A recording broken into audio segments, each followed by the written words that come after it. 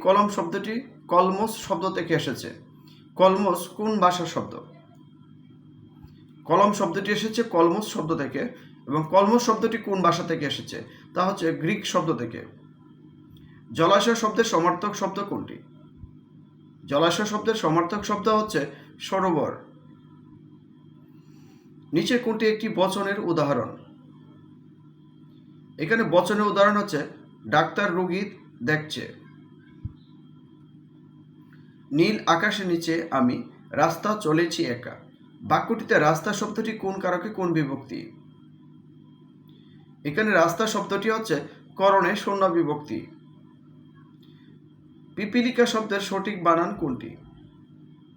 পিপীলিকা শব্দের সঠিক বানানটি হচ্ছে এখানে ক, পিপীলিকা, অর্থাৎ 1 to 1। প্রথমটা ঋষিকার, দীর্ঘিকার, আবার রসিকার। পিপীলিকা বানান মনে রাখবেন 1 to 1। বাংলা সাধু ভাষা বলতে কি বোঝায়? বাংলা সাধু ভাষা বলতে বোঝায় তৎসম শব্দবহুল ভাষার রীতি।